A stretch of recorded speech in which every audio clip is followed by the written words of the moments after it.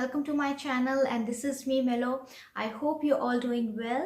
तो आज के व्लॉग में मैं आप लोगों के साथ एक इन्फॉर्मेशन शेयर करने वाली हूँ और उसके साथ ये व्लॉग होने वाला है बहुत ही एक्साइटिंग, क्योंकि इस व्लॉग में हम करने वाले हैं ट्रैवल और ट्रैवलिंग के साथ साथ कुछ इन्फॉर्मेशन आपको दी जाएगी।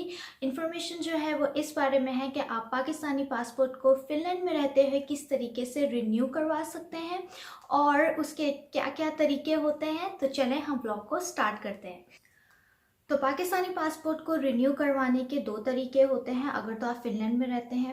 सबसे पहले तरीका होता है कि आप ऑनलाइन जो है वो अप्लाई कर सकते हैं और दूसरा तरीका होता है कि आप एम्बेसी में जाके अपना पासपोर्ट रिन्यू करवा सकते हैं। लेकिन कोविड-19 की सिचुएशन की वजह से लोग प्रेफर करते हैं कि वो ऑनलाइन ही अप्लाई करें और ऑनलाइन ही उन्हें डिसीजन मिल जाए। लेकिन अगर आपका ऑनलाइन डिसीजन नहीं आता, आपकी किसी भी वजह से जो है वो एप्लीकेशन रिजेक्ट हो जाती है, तो उसके लिए फिर आपको एम्बेसी जाना पड़ता है। लेकिन अनफॉर्चुनेटली फिनलैंड में पाकिस्तानी एम्बेसी नहीं है, तो हमें ऑल द वे जो है वो स्वीडन जाना पड़ता है और उधर जाके अपनी पाकिस्तानी एम्बेसी में जाके जितने भी पासपोर्ट रिलेटेड काम होते हैं वो करवाने पड़ते हैं। तो जैसे मेरा भी अनफॉर्चुनेटली पाकिस्तानी पासपोर्ट हो गया है ऑनलाइन रिजेक्ट, तो इसलिए मुझे ऑल द वे अब स्वीडन जाना पड़ेगा, वहाँ पे जाके अपना पाकिस्तानी पासपोर्ट रिन्यू करवाना पड़ेगा और फिर विद इन अ मंथ आपको पासपोर्ट जो है वो डिलीवर हो जाता है। तो स्वीडन जाने के दो तरीके होते हैं। पहला तरीका है कि आप बाय एयर जा सकते हैं और दूसरा तरीका है कि आप बाय क्रूज़ या बाय बोट भी जा सकते हैं। अब ये आपकी अपनी चॉइस होती है कि आप बाय बोट जाना चाहते हैं या बाय एयर जाना चाहते हैं।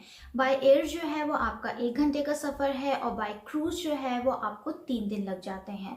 तो मैंने सोचा है कि मैं बाय क्रूज़ जाऊँ, थोड़ा सा एक्साइटिंग करते हैं सफ़र को। आप लोगों को भी जो है वो मैं क्रूज़ का सफ़र दिखाऊंगी और थोड़ी सी स्वीडन की सैर करवाऊंगी।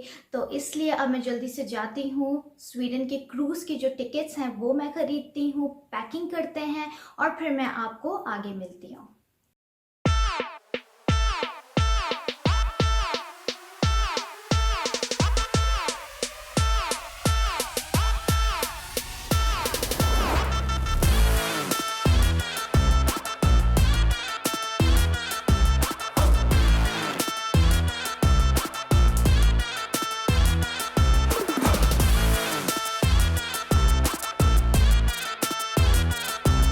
गाइस, हम लोग तैयार है बिल्कुल जाने के लिए और हमारा सामान भी बिल्कुल तैयार है जाने के लिए। तो चलें अब मैं आपसे टर्मिनल पे मिलती हूँ।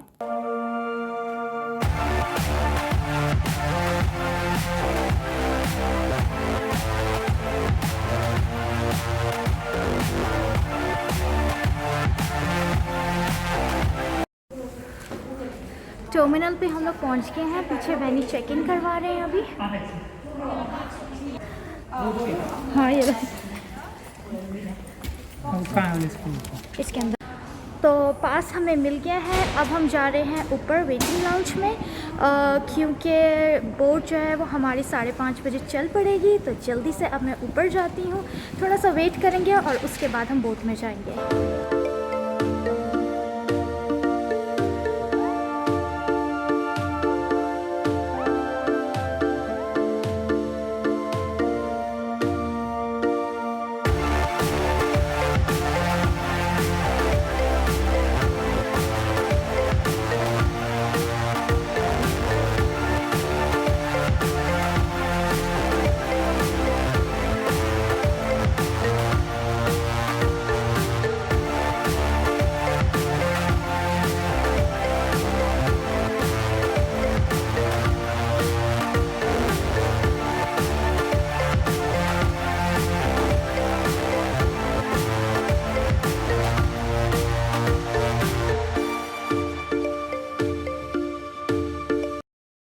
तो ये देखिए सामने जो है वो हमारी बोट का गेट है और अब मैं एंटर होने लगी हूँ बोट के अंदर।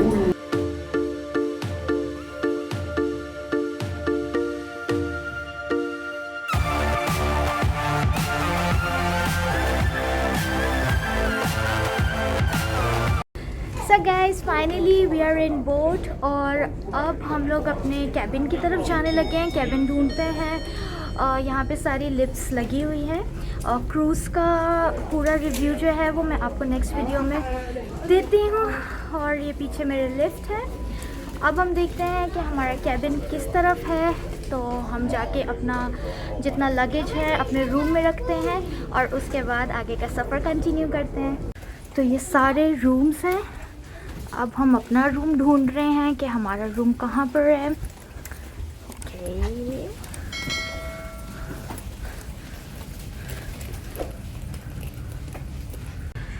तो हमें अपना रूम मिल गया है। ये है मेरा रूम 51626। चलें जी, ओपन करते हैं इसे।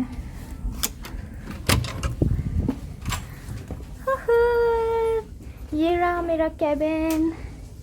Hi guys.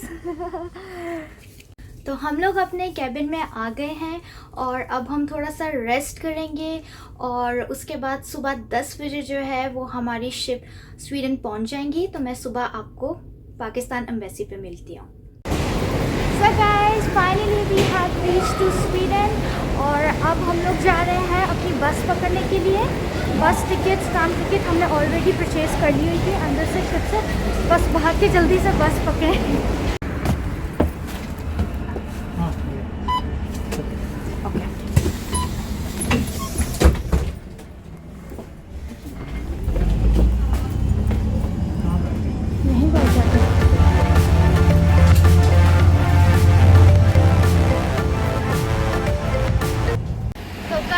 मेरे पीछे है पाकिस्तानी एम्बेसी।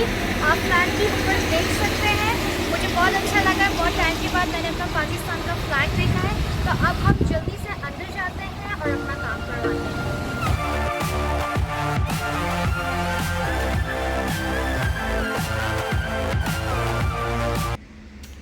तो एम्बेसी से हमारा काम ख़त्म हो गया है और बहुत अच्छी डीलिंग हमारी हुई। एम्बेसी के अंदर बहुत अच्छे लोग थे। तो बस मेरा पासपोर्ट बनकर आ जाएगा विद इन 1 मंथ। और इस व्लॉग को हम करते हैं यहाँ पर ख़त्म। आई होप कि आपको ये व्लॉग बहुत इन्फॉर्मेटिव लगा होगा। तो आप चैनल को सब्सक्राइब करें, लाइक करें, शेयर करो और बेल आइकन को ज़रूर प्रेस करिएगा ताकि आने वाली सारी नोटिफिकेशंस आप तक सबसे पहले पहुँचे। I see you in the next video. Bye bye.